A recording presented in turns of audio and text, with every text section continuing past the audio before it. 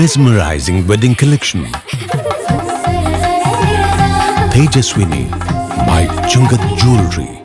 Edasseri jewellery Kalady. ഏറ്റവും കുറഞ്ഞ പണിക്കൂലിയിൽ ലൈറ്റ് വെയ്റ്റ് 916 സ്വർണ്ണാഭരണങ്ങൾ ലഭിക്കുന്ന കാലടിയിലെ ജനപ്രിയ jewellery Edasseri jewellery Kalady.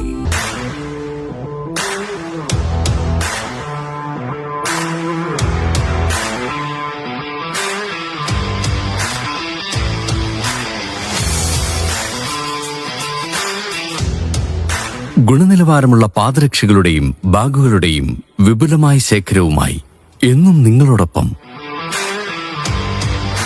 ഷൂക്രാഫ്റ്റ് footwears and bags, old market road, Angamaly. വിദ്യാർത്ഥികളിലെ പഠന വൈഭവം പ്രോത്സാഹിപ്പിക്കാൻ കർമ്മ പദ്ധതിയൊരുക്കി അങ്കമാലി ജീവധാര ഫൗണ്ടേഷൻ.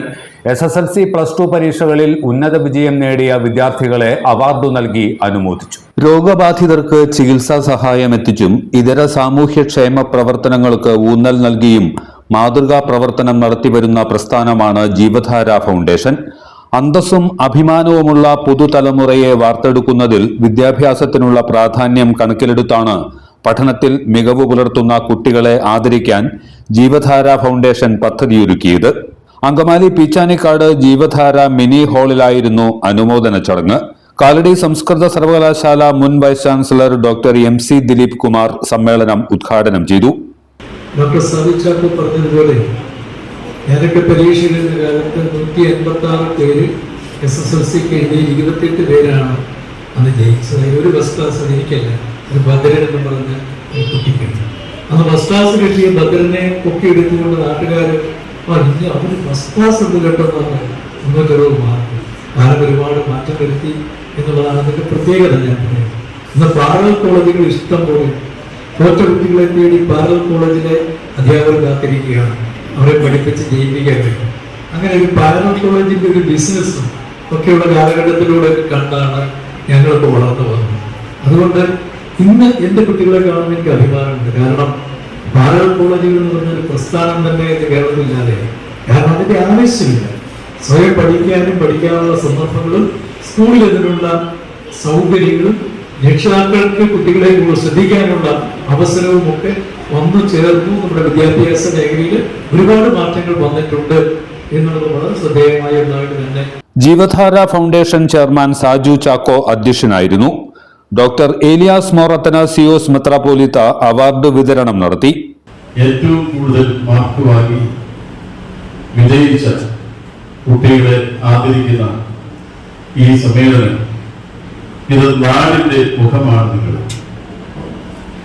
അങ്ങനെ ഒരു അവസരം കണ്ടെത്തിയ ജീവധാര ഫൗണ്ടേഷന്റെ ചെയർമാനായിരിക്കുന്ന ഡോക്ടർ സാജു ചാക്കോനെ ഞാൻ പ്രത്യേകം അഭിനന്ദിക്കുകയാണ്.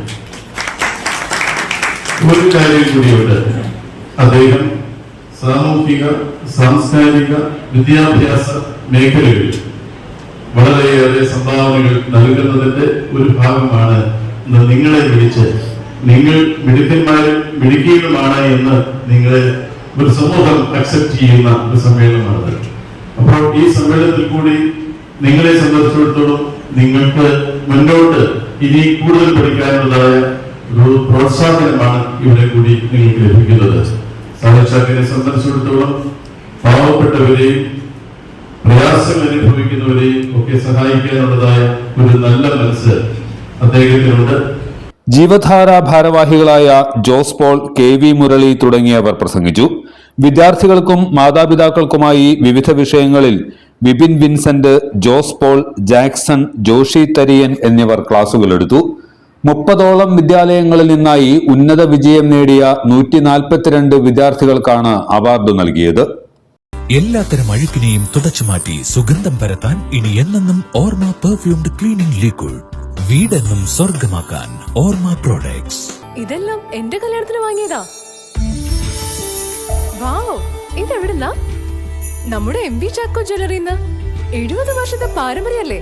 MV Chacko Jewellers, Angamaly.